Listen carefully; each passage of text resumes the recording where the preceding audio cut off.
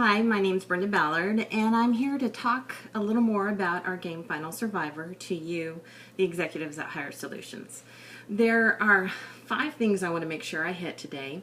The first is audience, who we think our audience is going to be for this game, the skill levels required in this game, the type of game, the settings of the game, and the characters within the game. So the first thing that let's hit on is when we looked at the audience, what type of audience would be good for a video game? Of course, our initial thought was teenagers. Yes, we're going to go to teenagers. But as we started seeing the statistics and the studies, we realized that truly adults were the audience for video games. Now, what we found out was that the average gamer is 34 years of age, which is very interesting. The average person, age of a person who purchases a game, is 39 years of age, and that adults who have been playing video games have been doing so for 12 years. So that really said to us and spoke to us that we need to make sure our game targets that adult audience, but not just adults, not just males, which can tend to be the thought for video games. The reality is that female gamers are 40% of the gaming market. That's almost half. So we had to keep our game broad enough to hit teenagers, adult males, and adult females. And we felt like we really hit that with Final Survivor, that it is something that will interest all of those age groups, all of those audiences, that Final Survivor is going to be something they can play as a family, play with children and adults together.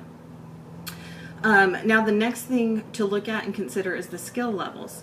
We went with what's known and the most common types of settings, which are self-described, meaning that the player will pick easy, normal, or hard.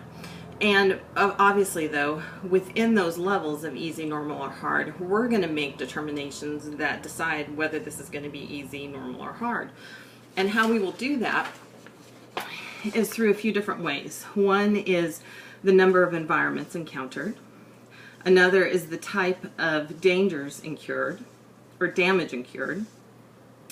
The number of enemies, animals, or danger encountered. The knowledge of the player's character, and the accuracy of the enemy.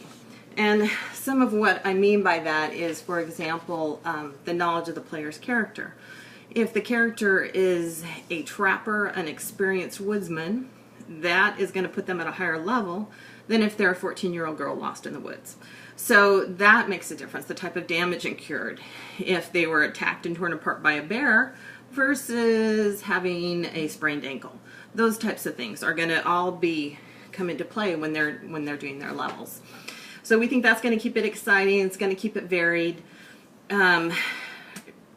Moving on from that, we started trying to consider what type of game would it be.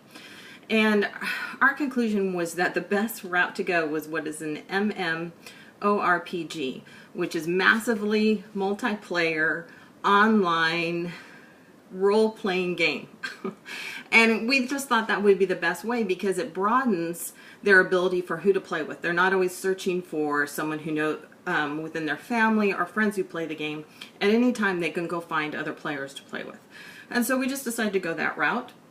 We also think it will be a great route for Hire Solutions in terms of financing and development. Gives you a lot more freedom. You're not quite as limited. The other thing that we wanted to look at were worlds, companions, and resources.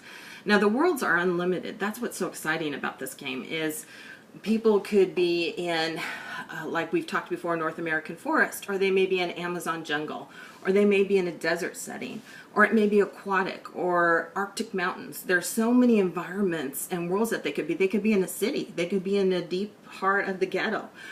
Or as the level of difficulty goes, we even are discussing and thinking about the possibility of off-world and going off planet. So it's wide open. The worlds are wide open and the different things. Obviously, as we start out, we'll determine, but I feel like we can continue to build with this game. Also, the companions. Companions could be human. They could be animal. They could even be spiritual. If someone's in a native village and they have a spirit guide. But the nice thing about the companions is, as the game's going along, they'll learn if this companion is truly for them or against them, if they're really a companion or an enemy in disguise. So that's going to be a fun part to discover too.